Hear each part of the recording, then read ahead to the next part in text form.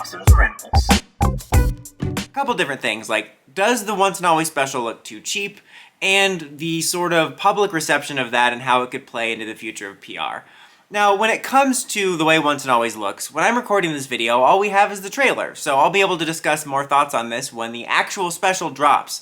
But as PR fans, we're used to how it looks, so on a personal level, just in terms of watching the special as a fan, I'm not looking for it to look any better than it is. Would I love for it to look better and look like more like a real deal thing? Sure, but I'm not going to be mad about it. So long as the story is good, I'm happy. The way it looks is roughly what I've been expecting. I'm expecting to fully enjoy it. I'm not needing anything more than that, like on a personal level, and I don't think a lot of fans need a lot more than that. But I'm just talking about the general public, I think that probably going to be some nostalgia people visiting it. It'll maybe be about 50-50, give or take, of people that are like, oh, this is kind of cool, and nostalgic, and then some people that'll be like, oh man, this is as lame as I remember it. That's probably roughly what the reactions are going to be. And the only way that could be negative is, I think, just in regards to brand growth, is I think that a lot of people have this memory of PR. I think the general consensus is, like just from my observations amongst casual fans or casual people that watched it when they were younger, is, man, PR used to be awesome when I was little, but it was also pretty much lame as hell, which is kind of like an accurate description. And I think that like they remember PR like that, and then when they check out present day PR, it's kind of like, oh yeah, it's the same. And like I think that prevents the brand from growing, which I think it wants to do. And that brings up a lot of interesting conversations of like hardcore fans are like, I don't want it to change, I want it to stay niche, which I think is selfish, to be honest. But I understand wanting it to stay similar to what you like, but I think that there's room for this brand to grow. I think that this franchise had a lot of potential. And I think that, when they come visit the current iteration and see that it hasn't really improved in a lot of ways, although I think the storytelling in Once and Always is going to be much better than almost all of mmpr, there's actual stuff going on. But you know what I mean. It's just the general look and feel of it doesn't feel that similar. It's one of the reasons that I had so many negative emotions towards the Neo Saban era, because even though it's not like Power Rangers, in the Disney era was suddenly, Daredevil or something, it was much improved. Like stuff like Time Force or SPD, Dino Thunder were like leagues past where we started in terms of like having actual character and story, surprisingly good stuff. And, it was frustrating to see us backpedal, but more so, it was frustrating because, again, you'd get that situation of someone being like, oh, hey, remember Power Rangers? Oh, they're still on, let me check out an episode. And they pop on Ninja Steel or something, and it's like, oh yeah, it's the same.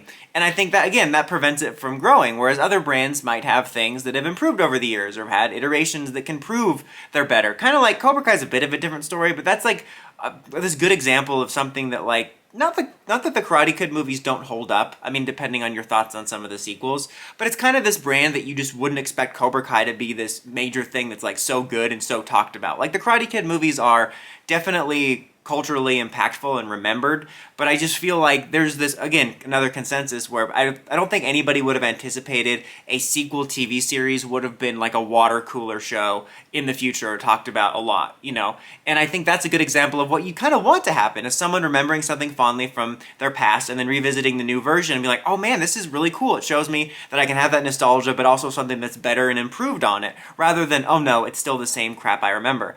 And I think that's kind of the bad thing that is a symptom of the reaction of people, or the reaction people are having, rather, to the aesthetics of the series. And I think it also pulls into play, a discussion people have had, like, could the toku aesthetic ever be appealing to the general public? And a lot of the overwhelming negative reaction seems to say no, which, again, I can't disagree with it, honestly. I can't blame them. I see it on, I've heard it both ways, I see both sides for that.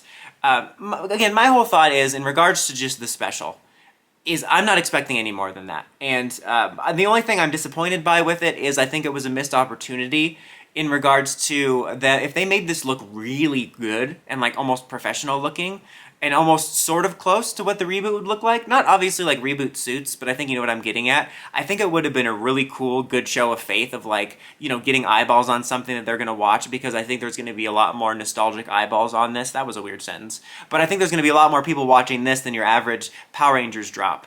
And I think that would have been a good opportunity to show like, hey, PR can actually be cool and modern now. Check out the reboot when it's happening. And I think that would have been cool to show, rather than having this opportunity where it's going to look more of the same. But obviously, because of the timetable of all this, it probably wouldn't have been possible, because it's not like it was rushed. It's like right in between rushed and planned out. That's the way I got the vibe. It doesn't feel like something that's been necessarily years in the making within Hasbro. I know there's been various people that have been wanting this to happen for years, like David Yost, I know has been planning a special. So there's been like discussions about it, but I mean, like, I don't think this special in particular was necessarily a part of Hasbro's plans. I think that if had, behind the scenes issues not happened and had the pandemic not happened, we would be, in the reboot right now.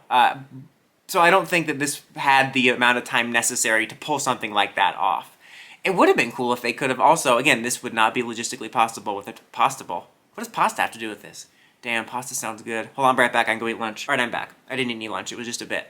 Anyway, what was I talking about before I left, or pretended to leave? Oh yes, like, I don't think this is something that would be logistically possible, but it would have been cool if they could have somehow gotten a trailer ready for the reboot and attached it to this, like, all the nostalgia fans are watching, and at the end it's like, hey, we're celebrating the past, remember the past, but now Power Rangers is going to be new and actually cool now. That's just kind of where I think it's a missed opportunity to show that Power Rangers can be something more while you have more eyeballs on it. And unfortunately, it does kind of demonstrate that the kind of aesthetic of PR, and by extension the toku aesthetic, is something that's very niche, which is what a lot of people just want it to stay, which I don't disagree with either. I understand your point of view on that, but that's why I want it to look a little bit more like a regular superhero show, to be more appealing, because I think the brand has potential, and I think that we need to broaden our horizons. Now, there's a whole separate discussion to be had about, whether we could do both at the same time, whether they'll be doing more specials after this. That's for another video that I might do after the special airs. But I just wanted to talk about that because I think it's interesting discussion, because I can understand it from both sides, and I do think that, like, I understand people liking that aesthetic. Again, personally, that aesthetic is not important to me, but I understand why people like it and why they want it to stick around to some degree. But I also understand why people don't like it in the general public, and why it's not more popular amongst, regular superhero viewers. And I think that it's kind of an unfortunate thing that holds the brand back, where it creates this loop where people just feel like PR is something that's never going to change. And I think that's frustrating as someone who feels the brand has potential. I personally never think it's going to be a big brand. I don't have any illusions about that. I don't even think it's going to be as big as something like Turtles, which sounds funny because PR has been around longer than Turtles. Not longer, but I mean, like, Turtles has had more gaps in terms of, like, having a show on the air than PR has. But I think in terms of recognition, I don't think PR will even move past that. But I think it has the potential to be more than it is. I feel like I'm going to get some people correcting me about that Turtles statement. I just want to be clear. I know Turtles has been running longer in terms of Turtles. I know Sendai's been running longer. I'm going to get the Sendai purists be like, well, Sendai started. I don't care. What I'm saying, I know Turtles has been running longer. What I'm saying is, like, Turtles has had more significant gaps in their show. But I think TMNT is going to be always a little bit more of a known franchise. Probably a little bit more respected too, to be honest. But that's, again, one of the unfortunate things of the aesthetic. But what do you guys think?